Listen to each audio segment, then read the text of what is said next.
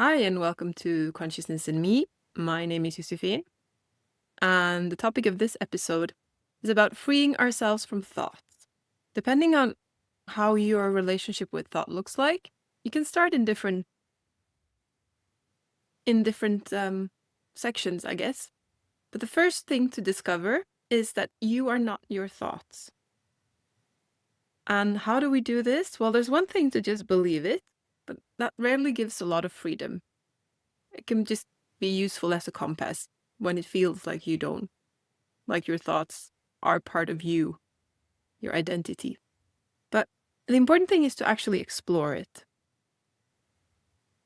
And how do we do that? Well, when thought is present, just notice how they appear. Do they fill up your whole inner world? Or are they limited somehow? Are you bigger than the thought? And in those, they may be short, but even if they're short, when there are no thoughts, are you present then? Or do you feel like a bit of you is dying when a thought disappears? Like your non-existence when there is no thought? I would love to have this discussion with you in person, but the format of this particular sharing limits that.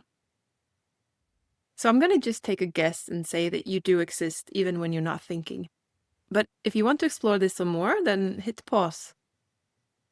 This isn't something to be believed. This is something to be experienced. And the second step is to question the validity of thought. How much truth do they hold? Most of the thoughts we think are conditioned thoughts. They're analysis based on previous experiences, based on what people have said to us. And this is especially true with problematic thought, usually self-critical thought or blaming the world kind of thoughts. Thoughts about feeling sorry for yourself, or that you lack resources, or that you're powerless. So how do we question if they're true? Well, you don't go into arguing with the thought, because if the thought is about, you don't have the courage to do that. You don't want to argue with it, because whatever you say to it, you're going to end up with 3 arguments to why you're actually powerless. So it's not questioning it like that. It's rather going to like, how could it possibly know that I'm powerless? What input can a thought be based on?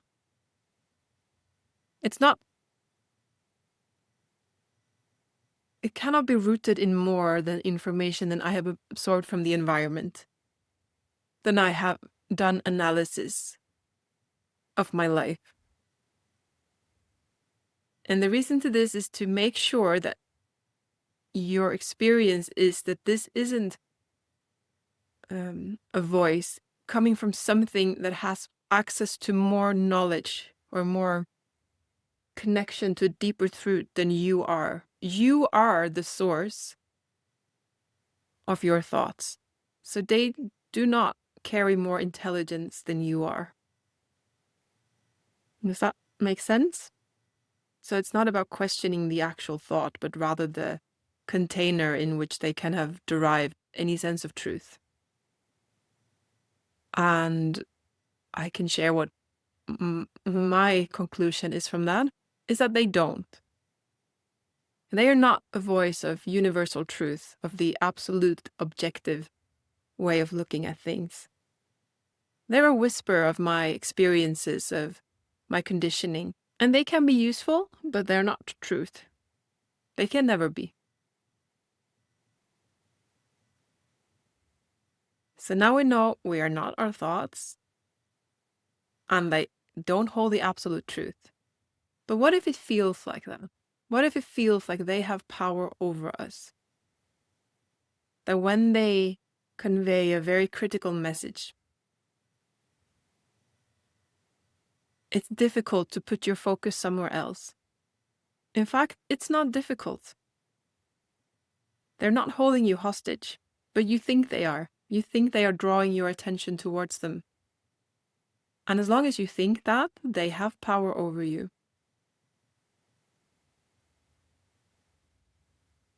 So how do we deal with that?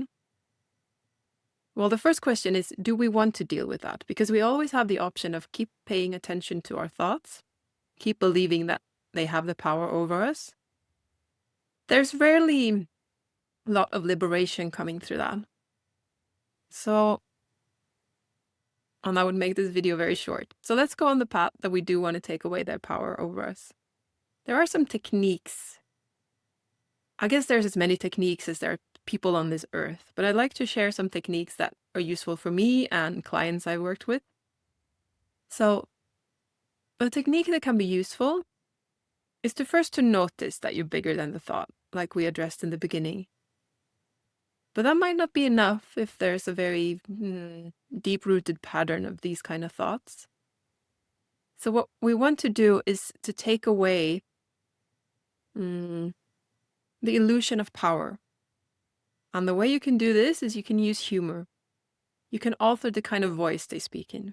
Imagine if it came from the difference if the voice was this powerful, almost like a mountain speaking to you, compared to if it was a little squeaky mouse with a really weird accent saying these things. And often you can change that. You can play around with that. And just see if it has any different power over you.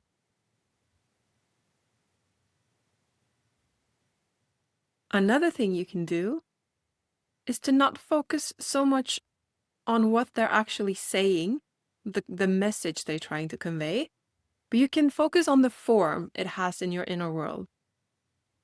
Like, for example, let's say that your thought, it depends on how your internal setup is with your thought. But for example, you could imagine that they're just like a little squiggle of sound.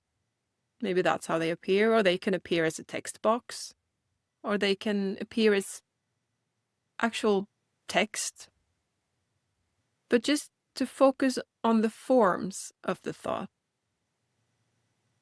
And I don't know if you pick up sound in the background now, because my neighbor's started playing music. One of those things we cannot control in life.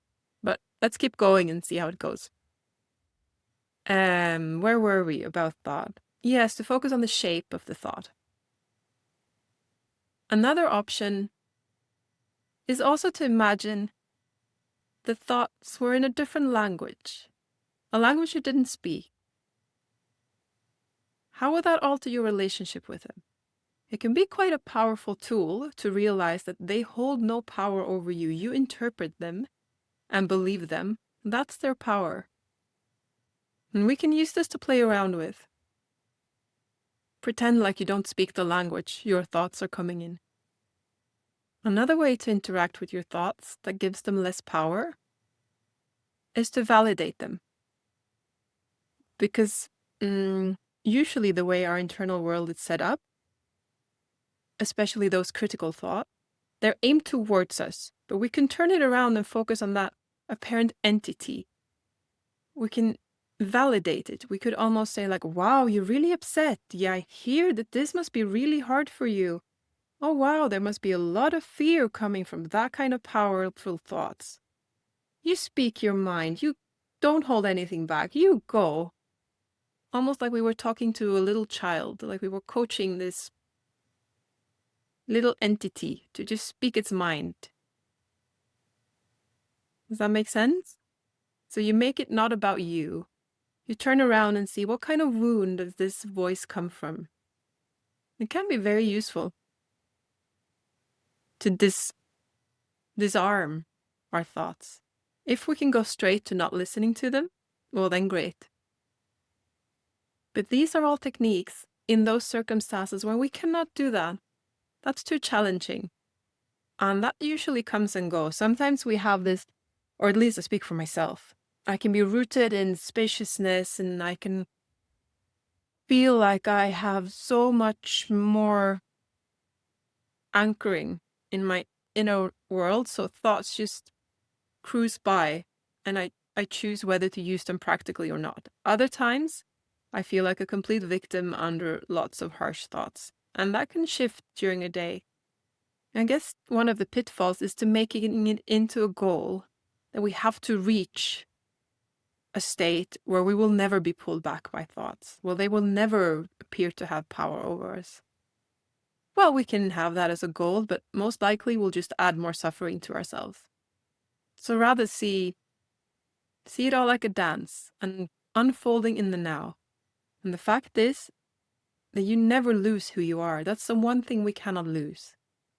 So whenever we think we are something other than this eternal, open source of love, source of freedom, however you would phrase it, then you're probably caught in an illusion. And that means the difference between seeing it as caught in an illusion and needing to change is that if it's only an illusion, then nothing is really at stake. It's just a matter of seeing through the illusion.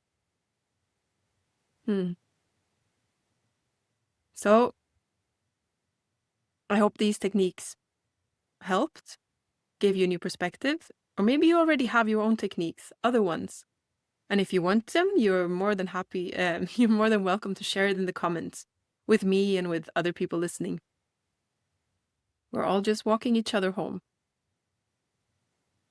You're listening to Consciousness and Me, and my name is Josefin, and I hope to see you next time.